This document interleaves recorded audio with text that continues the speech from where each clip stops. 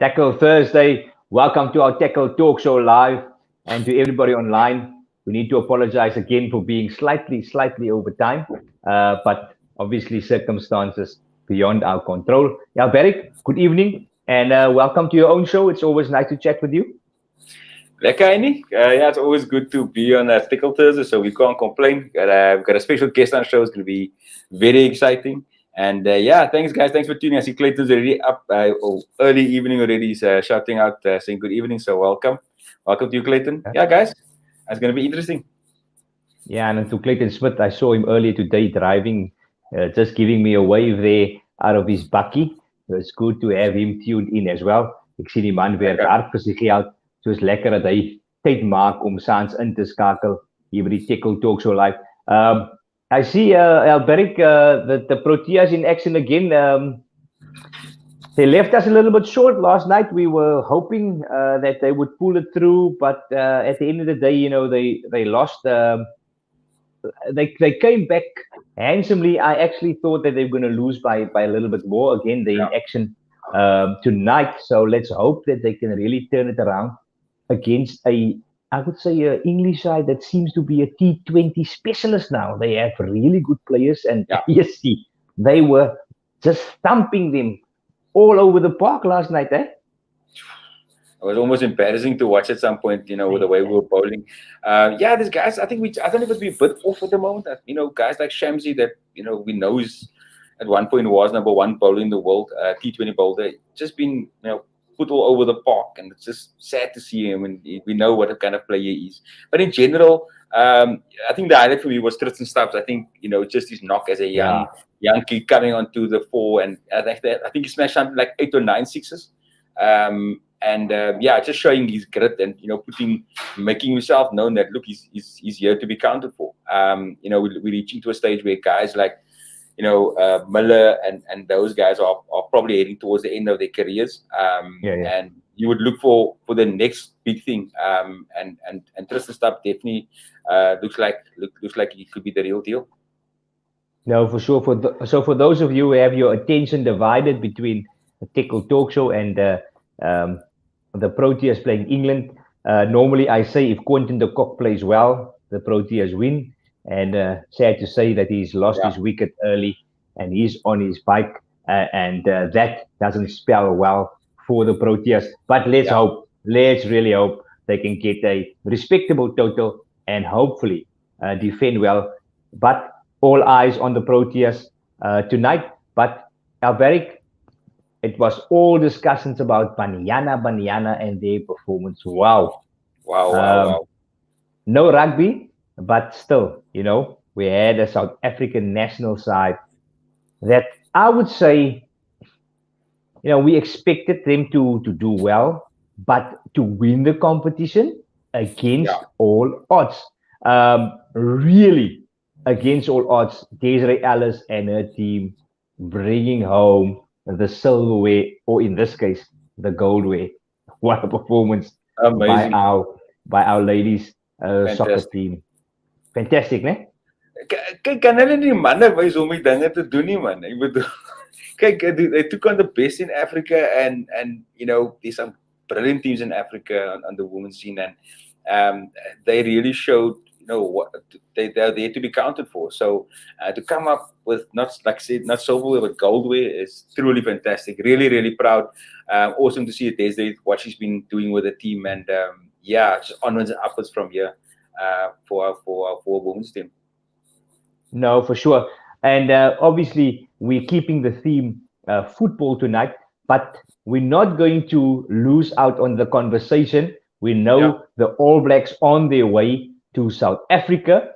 We have a sneak peek at the fixtures quickly, and we know that the All Blacks will play in South Africa in Nelspruit against the Springboks, and a lot of discussion. I'm pretty sure there's a lot of people online tuning in to find out what we have to say. We're going to reserve our comment in terms of what we think will go down, because that fixture obviously next week, Saturday. So let's just, look at that fixture, Alberic. In my opinion, still, a very, very, I would call it a very, very determined New Zealand side, Oh hoping yeah. to embarrass us in our hometown or in our country. Although we are the Yeah. favorites for many, I'm still doubting whether we should take this fixture lightly. No, for sure. And I think I don't think Pump experience. I mean, it's like I feel like I can actually pick up the phone and call Jacques and say, "Listen, guys, don't take these guys lightly in any way. These are the All Blacks after all. Also, gesien alle jare, no matter how good we are and how good we think we are, they have a way of just nipping it in the last 10 minutes of a game, the last 3 minutes of a game. They can steal it. The Welsh got close to doing it in the first two tests. In fact, the second test they got it right. The first test they got it right. I would think no matter how far the All Blacks are down the line, I wouldn't put them past them to put up a fight right up until the end. There are the All Blacks also. So let's not laat ons die manne onderskat asseblief kerels. Asseblief.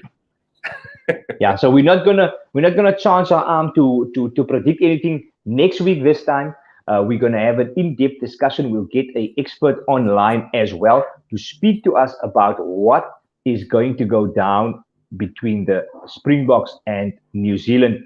What we are saying is we know it's a wounded New Zealand side coming to South Africa, and that spells danger. We know that we've done well so far, but if there is a way to turn this, let's call it a woeful period for New Zealand around, it's probably going to be to beat the Springboks at least once in South Africa, and then hopefully, for Foster's sake, he'll be off the hook for now. But that remains to be seen. Barrick, all to play for. And next week, this time, we'll tune in and we'll chat about that massive fixture. Het gaan zomaar groot wees. Massive is. And I need also to mention we've got a special announcement, guys, for those gentlemen and women that have been watching our show for a while. We do have a Super Brew pool coming up this year again. And we have obviously again a personalized Têkkel jersey to be up for grabs. So come and join the pool. The Têkkel code. So name is Têkkel, and obviously the pool code, which I didn't come up with, that was something that was randomly picked called JOCKOS. So if you want to find a pool, that's the ways how to get in touch with the group, and you stand a chance to win as Têkkel champion for 2022 rugby championship champion. You'll be able to win a Têkkel jersey. No, for sure. We're looking forward to that one as well. So join us, and that will obviously be on our socials. Just remember, myself and now Barrick, we are not the guys to beat. We were utterly poor last season in our own Super Group. Maar zolang ek vir jou kan beat, is ek happy. Ek bedoel, want zolang ek vir jou... Jy boek aan geëindig laas jaar. Ja, ek bedoel, why sound so surprised? Ja, luister, as ek jou verloor, as hy iets definitief fout. Nee, ek dat arms gepul. Ek kon die manne maar doen wat hulle wil doen daar bo my. Nee, kyk hier, ons was pateties, guys. Die mense gaan dink die ouens het hulle eie Têkkel Talk Show, hulle praat hier so maar, hulle kan nie eens die top haverlei so. Maar ons het 'n paar goeie spelers gehad, ouens wat addicted. En so guys, ons is nie die man om te klop nie. Ons weet daar gaan mense op buite wees wat gaan join. Ons te groot pool en dit gaan weer lekker wees. Ek en Alberich gaan scramble net om net top half van die pool te wees. Maar ons gaan inwees en ons is definitief. We are there to compete. We're not there to make up the numbers. Only as the presenters of the Têkkel Talk Show. Obviously, evening everyone. There's another message. Are we allowed to ask questions here? Hey, please. Laat loop. You can ask your question. And getting to that, I was going to say, in the hot seat, man. It's a hot seat, so throw it at him. He's willing to take the punt. I think don't ask him to predict the winner of the PSL season this season. I think it's going to be a hot season. I'm rooting for Cape Town City. I think they're opening the season with a fixture. I think it's a very, very big picture at home. So we'll chat to our expert. So Alberic, let's reveal. We had it on social media. We have a very renowned, very popular sport journal, Lorenz Köhler, online. He is here for the very first time. I'm not sure whether he's tuned in for the very first time to the Têkkel Talk Show, but there he is, a lovely guy, just arrived fresh from Morocco. online and tuning into the Têkkel Talk Show. Lorenz, welkom. Ik ga niet nou Afrikaans praten, ik ga later Afrikaans praten, but welcome to the Têkkel Talk Show. And always nice to have you online. I must say, actually, welcome back to South Africa. Thank you, man. I arrived at 3 a.m. in the morning, so it was hectic.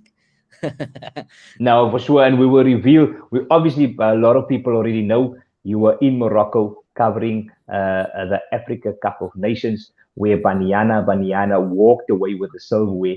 But before we get there, what a lot of people don't know, you are a local boy here from Cape Town. Tell us a bit more about yourself, where you come from, and where it all started for you. The first thing I want to ask is, I got a question for you guys. How is the thing not called Têkkel Talks? Where does the Têkkel come from? Nobody actually asked that. That's a good question. Look, borders on tackle. We tackle. Not just it's obviously a slang for tackling. So we don't just tackle things on the sports field, but we tackle topics of culture and everything else that goes with it. So that's where Têkkel came along. And no matter what language you speak, Têkkel is probably everybody knows Têkkel. Têkkel. I wasn't involved in choosing the name, but what I was involved in is the kapi ne? It's the kapi So I was involved in the Têkkel, ne? So you tackle. So we tackle a lot of topics. So tonight we're tackling some football, but like our slogan say also, we encourage a culture of recognition where we recognize those people that inspire others, and we also tackling that. So daar is die naam gebore en vanaand is jy op die Têkkel Talk Show. Okay, the kapi is adding a bitchy finesse here into the flavor. Okay, no, for sure. To answer your Lorenz, question, but just to answer my question, a lot of people wouldn't know that you are actually at present one of the most renowned football journalists in South Africa. But your roots are in the Western Cape, and more specific, I would say closer to home, closer to Belhar. But just tell us a little bit more where you come from, where it all started for you. okay, so I'm from Belhar, very close to Erica Park, where the Bale is played. So everybody who knows Cape Town and knows Belhar is you grow up with DSTV, so you play straat soccer. And look, the journey for me was very simple. I started playing soccer maybe 5 years old. Obviously enjoyed it, played with the older boys around in the area and things like that. Now holidays, you go outside 7 o'clock, 6 o'clock in the morning. You come back home when the sun goes down. You're just tackling soccer in the pad all day, every day. So that's where the love, obviously, for the game started. Luckily for me, I went to good Model C schools, primary and high school. Obviously, if it wasn't for my parents' sacrifices, I probably wouldn't be where I am today. But funny enough, these schools, they don't have soccer. So, like for example, my high school, I won't mention what it was, but it was a Boere Afrikaans school. They said, no, the kleerlinge kan nie soccer speel nie. Because then they're going to lose out on their wingers, their Cheslin Colbys and what. So we weren't allowed to play soccer. They didn't even allow that. So I played club soccer. Maybe until I was 19, 20, I played for Vasco. And obviously, as any colored boy, your dream is, you want to go play professional and things like that. I was very talented, but maybe didn't have the desire. When you come from like a middle class family, you don't really have that drive to really succeed, because you see most of the guys is earning salaries in the professional ranks that you can get into call centers. So it's like, I'm gonna work my whole life and then I'm gonna earn that type of salary. So after finishing school, I did nothing. My parents were really worried and concerned about me, like, hey, this boy's not playing soccer anymore, he's on a gap year, he's just doing what colored boys do on a gap year. And eventually they just came to me and they said, why don't you do this journalism thing? Because as you know, as a sportsman, athletics and footballer, your school marks is definitely not the best in the world, because your priorities are on different things. Like I can remember getting like I think 6% for mathematics in matric. So my options were very limited. Like I wanted to study law, but obviously that didn't happen. So I took a gap year. I did journalism because my English was very good because that requires no studying, no books, whatever. I think I got in the 90s for my English and my Afrikaans. So it was clear this is where your strengths are, boy, go do this. And then I went to CPUT in Cape Town. Firstly, it was first year in Bellville, first year, then we moved faculties to Cape Town. And I think my mind and my ambitions really widened and exploded when I went into university. Just realized, there's more to life than soccer, but eventually you end up where you love and where your passion is. So like Yeah. I thought maybe I'm gonna become an investigative journalist. I like learning about politics and the biggest topics around the world, climate change, things like that. I became really passionate about it. But somehow I fell into an internship in a sports publication, and from there, obviously, my strengths took off, like because I was like an encyclopedia for football. I mean, from Wow. like the age of 7 or 8, I've been reading, BBC, The Guardian. I used to read in the newspapers after my topi was done with it. So I was reading high level journalism from a very young age. So by the time like I finished studying, like I looked at the industry in South Africa and I was like, I've been, reading and consuming, work that is far beyond the South African industry. So I looked at their work and I said, I can do this, man. Like, what's it? And I mean, I've been only been writing local football since May last year, and then I've been, awarded the South African Football Journalist of the Year. So I'm very confident. I back myself. Like when I was playing football, I always thought I'm the best. I'm the best. And when I came into this industry, I also thought, you know what, I don't think that anybody can rival me. And I know there's obviously legends and very experienced people out there, but I mean, you have to have that confidence in anything in life to succeed, whether it's the truth or not. It doesn't matter. It must just be in your head that you are the best and that you can succeed in anything that you do. Wow. That's interesting, and the fact that you do mention, I mean, the and also CPUT's journalism department, I know, is one of the best. Yeah. They've got a very good track record of putting some very good journalists out there Yes. over many years. Pre-apartheid and even afterwards.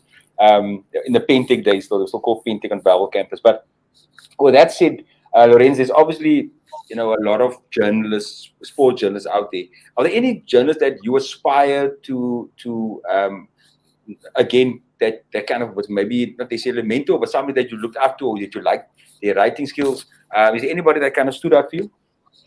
Look, I mean, I come from a different era now, modern media, where it's new media, social media, journalism, and things like that. There was a guy in particular, like I mean, he wasn't a world class writer or whatever, but I just really liked his social presence, and his name was Joe Cran. He was working for Soccer Laduma at the time, and I really liked it how he was always on the beat and ahead of everyone, like scooping people, like scooping the clubs before they announce, like like how Fabrizio is doing now. But also, look, I'm not just limited to transfer news and scooping things. I do long form content, and that's where also like the awards and the recognition come from. Just educating your audience and things like that. But to answer your question, I mean, obviously there's no one bigger in South Africa than Mark Gleeson. I loved Kickoff growing up. It was my dream to work for Kickoff because that was considered as a South African football Bible, and Mark Yeah.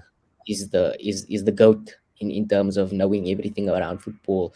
I mean, he's been covering AFCONs and PSL for longer than I'm alive on this earth. So he was definitely one that I looked up to. There was Ola Doda as well, Nick Said, Richard Maguire. These guys that were at kickoff, and now I followed my dreams, and I eventually did end up being hired by Kickoff. A funny story, but that's for another day. And yeah, I worked for Kickoff for about 4 years, and eventually I moved on. Yeah, no, Awesome. for those online, and I know there's a lot of football supporters, and I see online for some other reason you've got Manchester United supporters going bonkers online. I'm not sure whether they have a clean sheet in their friendly fixtures, whether they now obviously all of a sudden they have Eric Ten Hag, and now they are back out of hibernation. But we have them. I'm not sure. I'm not sure whether they connected. Had die gloves af Ja. so vroeg op? Nee, ek haal die gloves af. Ek sien dit hulle is ewe skielik baie besig. Nadat my geliefde span gisteraand sommer teen Salzburg 'n pad gevat het, sien ek hier is comments op my timeline. Maar ons gaan nou met julle deel. Dit is 'n gesprek vir 'n ander dag. Lorenz, as a journalist, you obviously rub shoulders with some of the most popular local football stars, but I'm pretty sure you had the opportunity to also interview some of the superstars on the global circuit. Any interview or maybe a interaction with one of those charismatic characters in football that stands out for you, that would always be, top of mind when it comes to interviewing football characters or football stars? It's funny, this is a very commonly asked question. Like when friends and people that I meet, they always ask like, who's the one person? And it's funny, it's like these high profile guys, these legends that you speak to, they actually aren't that memorable, even though I'll get into that. It's actually the ones who are not that famous we you will never forget, because they come with that really powerful stories, But yeah, like over the years I cover extensively African football. There you can see this Igalo picture here. I interviewed him at AFCON in 2019 in Egypt. That was like just a few months before he joined Manchester United. Samuel Eto'o, I was privileged enough to spend the week with him in Barcelona before El Clasico, and we had a tour of Camp Nou. I did an interview with him. It was very, very intimidating. I think I was about like 25, 24 at that time, and it was a crazy experience. Just sitting in front of somebody that was obviously a role model for me, played with Ronaldinho, played with Barcelona. He's not just considered as one of the best African strikers of all time, but the best in the world. For sure. Yeah, so it's guys like these, like at AFCON, I met Cedric Bakambu, big strikers. He was the highest, most expensive African footballer at the time when he went from, I think, Villarreal to some Chinese team or something. And then there's, the local legends, Pizzo. I spent a lot of time with him in Abu Dhabi during the Club World Cup in February. He gave me full access to Al Ahly, which is like the biggest club. It's the Madrid of Africa. Like I had a hard time with it because the clubs like Chelsea, Al Ahly, these Palmeiras, like they want to give you access. But I spoke to Pizzo like for 2 minutes, and he's like, "You come all the way from South Africa, and you're not gonna get anything from us." So he made sure that I could sit in on every training. I sat with him at the hotels, and like I was just literally a fly on the wall to see how they operate, and it was a big privilege to me, and I felt honored. Like, Pizzo is this big, figure, one of the best ever in African football, and he's, just so accommodating and things like that. And that's one of the things that I will never forget. But now also, Teko Modise, these are the guys that, I didn't have DSTV growing up. John Maduka playing for Bloemfontein Celtic. These guys, like I idolized. I didn't idolize, Roy Keane or whatever. I idolized these PSL boys because I was only exposed to SABC 1 when I was growing up. But obviously, you get your Cristiano Ronaldo's, you're a colored boy playing for Vasco. It's a winger. They will need Figo, vis of Ronaldo, vis, but these guys will all obviously hold special to you. But in my career field, it's I'm very passionate about African football, and that's where I feel more alive and the more memorable moments for me.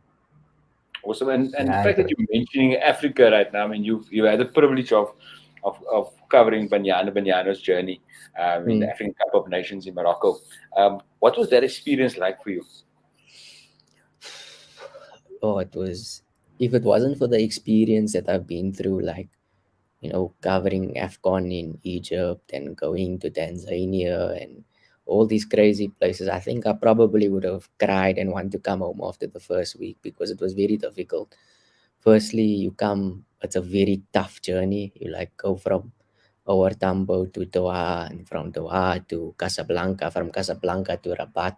It's very expensive. It's very tiring. You come from winter, you go to 40 degrees heat there. And so that alone is already mentally taxing on you. and then you come to a place where, yes, you can't speak French and Arabic, and then obviously you fighting a losing battle most of the time. But Morocco is I would say you can compare it to South Africa. You know, your Rabat is your Joburg, your Sandton, your Mm. Casablanca, like your Cape Town. So I didn't at any point feel unsafe. I enjoyed the experience. A lot of culture. It's like being when you're in Rabat, it's like you're in Spain. You're walking around in Barcelona, and when you're in Casablanca, it's like you're living in this time machine where you know 300 years behind, and it's everything is preserved as it was so many years ago. But the experience was definitely something that will hold close to my heart, and definitely will, like I say, paying my school fees, it will make me a better human being, a better journalist. And just being there, it was incredible to see like a different side of Africa, and just how powerful football is there compared to South Africa. Like, how Yeah. we how rugby is a religion here in Cape Town. And like my O used to play rugby for Tira and stuff like that. Like growing up, rugby biltong, rugby every Saturday. It's a religion, like it's part of the culture. We don't really have that here in South Africa, but there in North Africa, my God. I mean, there's 50,000 people in the final. I thought I was gonna die at one point in the final, because you can go check on my YouTube how I couldn't get into the stadium because there was probably 70,000 people trying to get into the 50,000 seat stadium. Wow. So the media entrance was completely blocked, and I'm like, yeah, guys, what the fuck? You know what I mean? So I couldn't even enter the stadium, and because the people are so passionate about football. And it's not about, oh, we want to see 5-0, we want to see like flair, whatever. They come to the stadium because it's entertainment to be at the stadium. The football Mm. isn't the entertainment, it's the atmosphere that they create. And that's just the difference between Southern African football and Northern African football, is that they live for that. They don't have, we South Africans, Cape Townians, drunk, party, whatever. Football is their number one source of entertainment. They don't have rugby, they don't have cricket, they don't have, whatever. It's just football, football, football. Football. You grow up and you have a football in your hand. So that was very eye-opening to me to see, why they are so mad about it. And the investment, I think, their FRMF, which is like their SAFA, they've spent $1 billion US on academies and Wow. the structures, in not just in men's football, in youth football, in women's football, and they're gonna dominate Africa 100%. And look, in 20 years' time, you'll see Morocco is just winning AFCON after AFCON, and they'll be doing well in World Cups. They'll be producing world class players, and people around the continent will be wondering why. But it's because of this investment and this just love and passion for football there.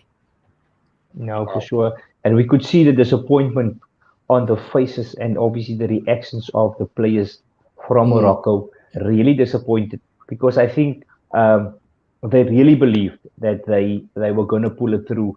Lorenz, from your side, leading up to this competition, realistically speaking, mm. you are one of the experts.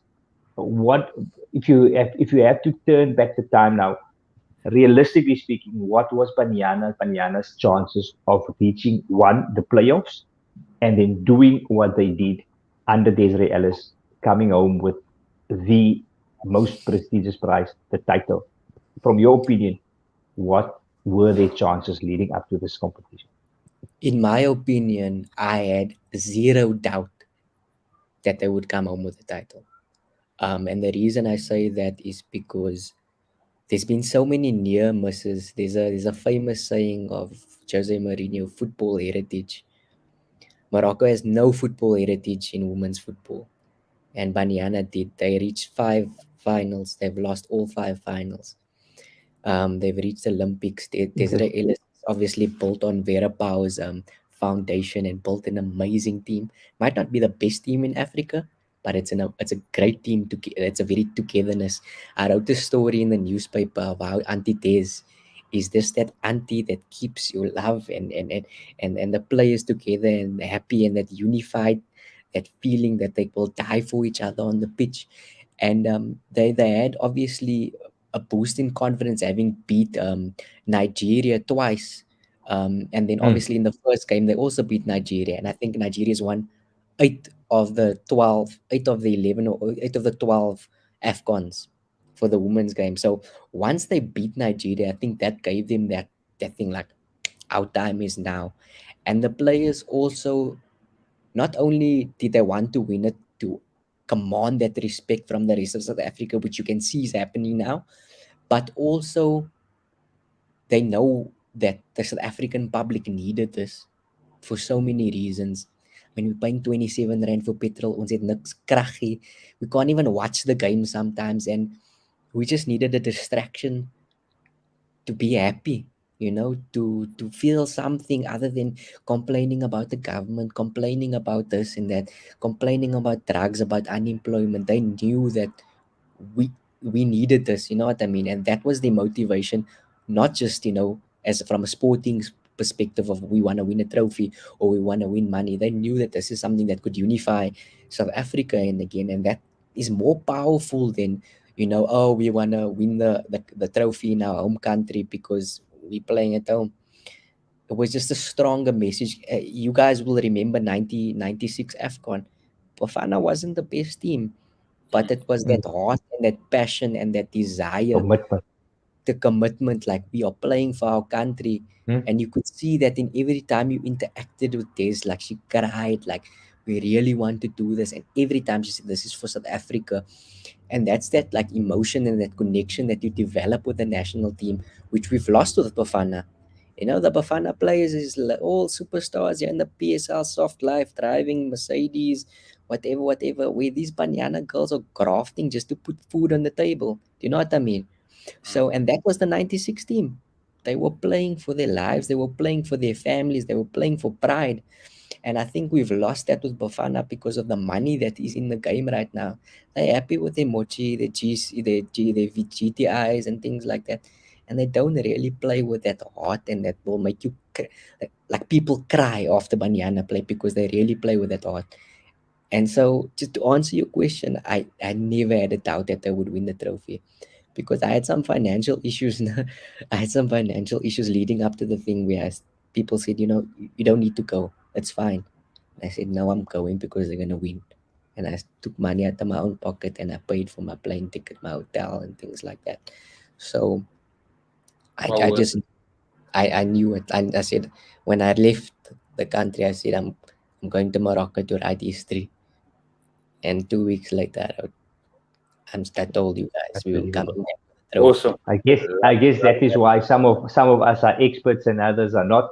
I had Banyana just creeping into the playoffs, and Yeah. after that narrow script, I just I need to obviously uh, uh, say this. I was tuned in and watching those stadiums filling up. I just didn't give them a chance Yeah, to to that is to crazy. come, and it just looked very intimidating. The one Why? side of the stadium having that arch over, and the other side, I was just Please. thinking, it's all odds against us. And even this, I think Morocco getting a flyer, starting really well, and I was just doubting this ladies, and they proved me wrong in Mm. all assets. They came out, commitment, the desire, keeping the ball out, and just playing for the country. I'm just super, super proud of the ladies. And like you say, that is why you are the expert because, even leading up to that game, I just didn't give this Banyana side a chance to write the history books. Uh, but they proved me wrong in I all think they had, aspects. I think they had more experience in the Moroccan national team. The Moroccan national team, I think, has only been playing for 7 or 10 years. As you know, Mm. it's a Muslim country, and they weren't really like open to females playing football. Like the Egyptian national team still doesn't have a women's team, for example. So it's something new, but something they've invested in, and something that they're actually proud to have just reached the final and qualified for the World Cup. That was a good enough achievement that the Moroccan media praised South Africa and said we actually deserved it. I mean, 6 wins from 6. But I mean, you're right. When I got into the stadium, 20 minutes into the game, I got goosebumps like of that atmosphere, and it was probably one of the best atmospheres I've ever Mm. experienced. I went to a Clasico in Barcelona at Camp Nou. It didn't compare to that. It was crazy. Like you can't hear yourself, and yeah. So you're right in saying they with their backs were up against the wall there. Oh, Yeah. well, and just listening to your story, to the fact that you took money out of your own pocket, and I think this is what Têkkel is all about. It's about giving recognition to. Our slogan says encouraging a culture of recognition, and we want to recognize you. I mean, not only for your achievements on paper as a journal, but also just going that extra mile, supporting the Banyana team when you really thought that this is it, and well done to you for that. And also just what a story, Heine. I mean we speak about what the Springboks have done, and all that. Banyana has just done that, and I think that kind of pride that they brought into the jersey, people's going to be talking about the Banyana team of 2022, just like we Yes. talk about the Mm, 1996 team of Neil with them. So mm, we need to also just make sure that they get the recognition, and mm. clearly looking at the pictures, Desiree. So please, if you can just whisper in the ear, Têkkel, there's two guys at Têkkel who would love to speak to you. Yeah, and so yeah, we would enjoy that. But with that said, also a few comments coming through, and one question is, maybe you can we'll throw it your way, and hopefully you can answer it. Clayton, the earlier visitor, saying again, wow, respect. Just in light of what you were saying, Shavan Geisenberg saying the same thing, maximum respect to you. And then also a question from obviously response to earlier when Lisa Lee's asked about can she ask questions on the show? She asked, I want to know the concept that gathered 16 PSL coaches to Red Supersport. Do you guys know about that? Yeah, I was obviously at the event. The question is a bit vague. Is she asking, or is she asking why they were gathered? Yeah, I Yeah, think I think I yeah think that's they why. they, they they wanted to know, but obviously just elaborate. I think it was the launch of the new season, but Yeah, I know you attended the event. Maybe you can just step into to that. And I also have a follow up question. I'm going to put you on the spot, but maybe if yeah. you can just answer the question there. Why were they all together and what's happening there? As you said, it is a media launch. So basically, all the 16 coaches, there's some new coaches that nobody's ever spoken to, like the new Pirates coach is from Spain, Jose Rivero. Some new coaches, Romain Foles, Gavin Hunt is back at Supersport. And obviously, some old faces still there. So basically, it's for the media to have a chance to interact with the coaches before the start of the season. They get to say their say of the preseason training. The league is obviously starting with Cape Town City and uh, um, Cape Town City and Sundowns. So basically, it's to hype the league now. You know what I mean? And to for us to ask the questions that we want answered. You know what I mean? So yeah, that's what it was about, and it was very insightful.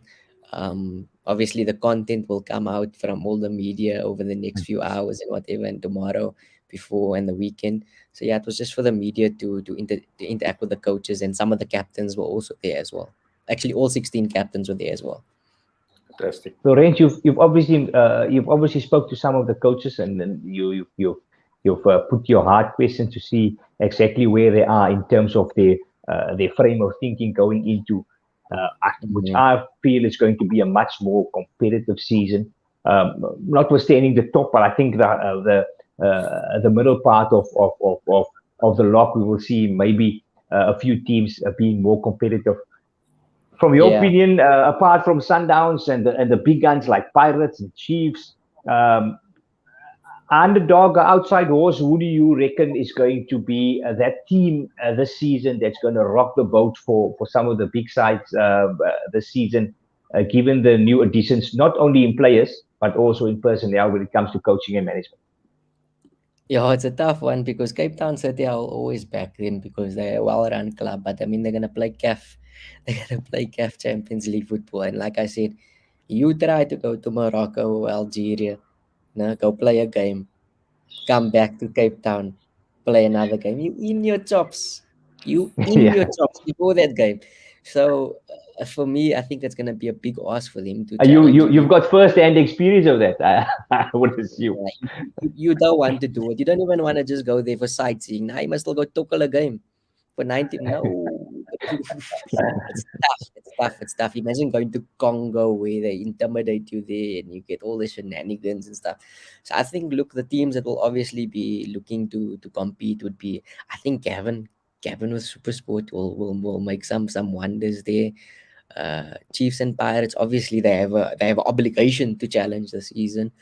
Um, and Stellenbosch, I think Stellenbosch, they Right. quiet, they quiet, they sign low profile players, but I think I back them to shake the apple cart a little bit again there this season. So yeah, look, Cape Town City, I do back them. They have a very good squad. If they get in a couple of more players, like maybe their former captain Lebo Manyama and things like that, then maybe they have a chance. But I just think being in the Champions League is just it's a pitchy too steep for them.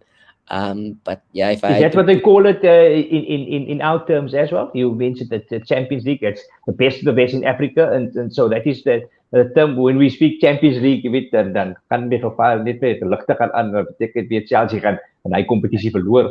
Maar dis is die kompetisie wat jy van praat. Champions yeah, League is the best of in Africa. yeah, but the thing is, the Champions League in Europe is one thing. You a fan. You take a train to Paris from London. What Mm. that's it. It's like going to Mpumalanga now. You know what I mean? Yeah, you go to Congo, or you go to like if you go to Algeria, then you must go to Qatar, and then there, and then there, and then there. Like It's a more than the different day. ball game. You're traveling for 3 days. Yeah, in Europe, you take one flight for like 400 rand, and you're in a new city.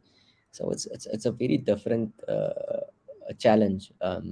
You don't have your fans going what they can't afford it, they can't get visas. Yeah. So you come there and you literally you in the jungle. So yeah, it's something to be excited about as well, because these African teams are going to come to Cape Town.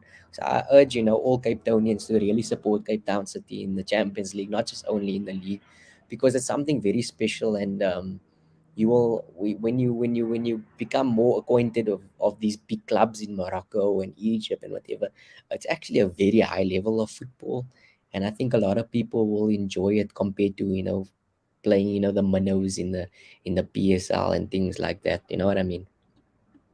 Awesome. For sure. For sure. Well, and with that said, Lorenz, I mean, we've been now from Belhar to CPUT. We've gone to Morocco. We've been in Congo now on your journey. Where it all started for you, and we spoke about earlier, the impact of those great, football writers that inspired you. Your turn to say, as you've still got a very budding career. You're still young. You still got a lot to achieve. That I'm sure you want to achieve still. What is your message to a young up and coming matriculant that might love has a love for sport, has a love for football, wants to get into journalism as well? What is your message to them? Just inspire them and regardless of what their circumstances are, to achieve what you've achieved so far. Look, I would definitely say is if you think you can do it, then you can. Like I just knew I could do it. Like if you have the confidence and you have the ability, like you don't need to be a poet or anything. You just need to have passion, and you need to know what you're talking about, and you need to have the confidence to know what you're talking about. So I would just say it's more about having that vision and having a step-by-step guide to yourself, set goals. If, like, for example, 5 years 6 years ago, I was in a dead-end job. I hated my life. 8 years ago, before, I was working in Canal packing jeans at 777. You know what I mean? But I never was like negative about life or whatever. I knew I was gonna get somewhere, and you just need to have that vision. If you don't have a vision and you're just complaining and sitting around, there's no jobs, we colored or oppressed, blah blah blah, then you're gonna stay like that for the rest of your life. But if you have a vision, just go take it. You know what I mean? And work on it every day, day by day. Don't wake up at 10 o'clock and think life is gonna throw you lucky. You know what I mean? Go work out there and put in the hours, and you will achieve whatever you want to achieve. No, for sure. Also, So I think, Lorenz, from our side, it's absolute honor and a privilege to speak to someone like you, to get you on our show. And I think when we spoke this afternoon, I just I could hear the sense of, I want to do this and I want to share my story. And it's not because that you feel that you've achieved something now, but I got the sense that you want to share your story to inspire people, and that is what our talk show is about, is to say thank you to Lorenz Köhler for making a difference. I mean, many of us, we read your stories, but we don't know what's going down behind the scenes. And sometimes you need to even touch your own pocket to get to a venue to just write for us to read and support our team. So from the Têkkel Talk Show, we want to say thank you so much for making a difference. Being that inspiration for young aspiring journalists on the Cape Flats, coming from CPUT, and just working your way up, for all the tiring hours. Sometimes it feels, a very unsatisfying job, but know that you are making a difference. We are all reading, we are all watching you grow. And from our side, we want to say, keep going, keep pressing. And we know that the sky is the limit for Lorenz. And you've already been nominated for so many nominees or nominations. And we know there's many, many more to come. And hopefully we'll see you as a liaison officer of one of the big clubs in the near foreseen future. Just don't go to Barcelona. They're trying to pay salaries. But in any case, we know that you are going to go some places. And we know that there are big teams out there that would certainly benefit from you as a liaison officer or just a strategic guy back in comms looking after their interests. So from our side, go well. Keep putting Cape Town on the map. Keep supporting the teams that you do support. We actually know that who you support, but we're not going to reveal that because at this stage we don't want to embarrass you on our own show. But hopefully the 2022 season will be your turn and for a chance for your team to shine as well. So from our side, Lorenz, thanks for chatting with us, and make sure that you continue to inspire people out there. Thank you very much for having me, and I'll be open to being back anytime, guys. Thank you. Great, man. Nice to chat to a very, very humble guy. But if you look at the pictures, LB, it's a guy that really rubs shoulders with some of the big icons in African football. And nice just to have a chat to a guy as grounded as he is. But we know if we read some of his football articles, Lorenz certainly knows his stuff around sport in general. Exactly, and just that belief that he had, that story of him just, putting his money into his belief and, what he was believing out, what Belhar would do, just speaks volumes of his character. So, what a story as well. It's good to see that, youngsters from whatever background they come from. I say youngsters, it was Manai, So, but guys that are willing to take that opportunity, he's a worthwhile professional. And when I say youngsters, I mean he mentioned Gleason earlier. Lorenz is way younger and he has already achieved such a lot. So for a youngster going up and idolizing these guys, it's fantastic to see, and it just bodes well for him in his career. Because if he's achieved so much in his young career, just imagine what he could achieve going forward. So so well done at that achievement. Oh, for sure. Yeah, no, for sure. And I think my message also to everybody online, I think we are all supporting, the La Liga and the English Premier League and the Bundesliga. We need to tune into our local soccer. I wouldn't say a fanatic, but I do tune in from time to time to see what's happening on the scene. I'm quite acquainted with some of the sides and the coaches and so forth. We need to support our local brand. And if Banyana can do it with the support of us, just rooting that team through the final, I'm pretty sure Bafana can turn their misfortunes around and make sure that we become one of Africa's #1 soccer sides. They have the players. It's just a question of getting the backing from the right people. And it needs to start with us as the supporters. Let's start supporting our team. Al is dit, jy weet, Bloemfontein, Celtic, Cape Town, City, Stellenbosch, FC. Back a team. Koop die truie net soos jy R800 betaal vir 'n Man United supporter jersey. Kry hom by Tourwoods of by Woolworths, dan moet jy 6 maande of 12 maande en dit afbetaal. Kry jou trui. En ons dra hom met trots. Ons locals soccer begin support jou. No, 100%.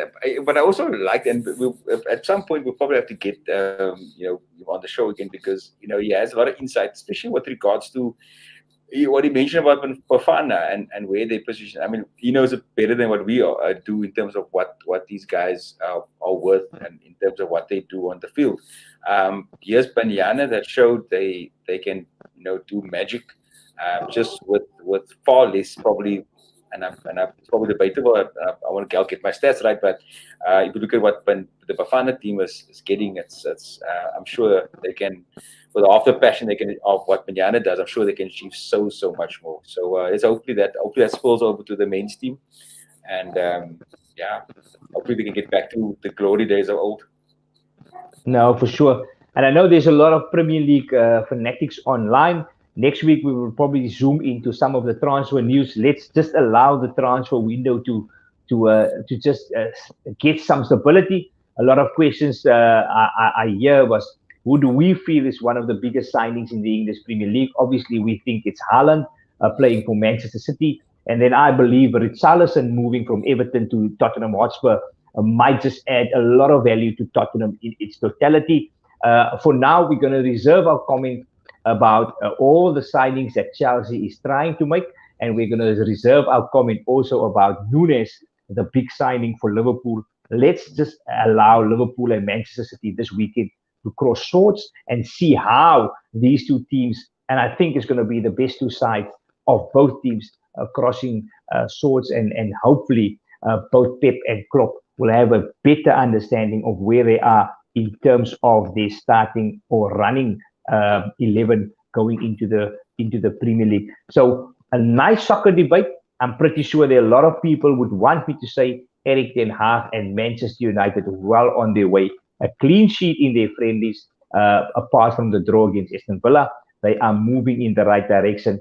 Let's allow the transfer window, Alberic, to complete, and then obviously, if it's not coming from me, we'll get an expert to tell you who they believe next week. Who they believe will walk away with the English Premier League title for 2022-2023. Ek gaan baie sklim. So ek gaan maar nie sê wie ek dink we gaan die Premier League wen. Jy moet nou nie 'n jersey gaan koop vir die tyd teen en 6 maande moet jy nog aan hy lewe, want jy spanspeling, jy betaal nou nog af op die jersey, man. So ons passie voor. Yeah, natuurlijk. But talking about jerseys, guys, again, we had it earlier in the show. Têkkel jersey up for grabs. Please join our Rugby Championship Têkkel Super Brew pool. And yeah, we would like to go up against you and see what who this year's champion will be, and who the guys to look forward to. There's obviously the regulars that obviously make sure that they are either the top 5 or top 10. Maar soos ek vroeër gesê het, solank ek vir jou bied, is die saak reg. Ek is reg vir jou. Guys, hy jersey is 'n work of art.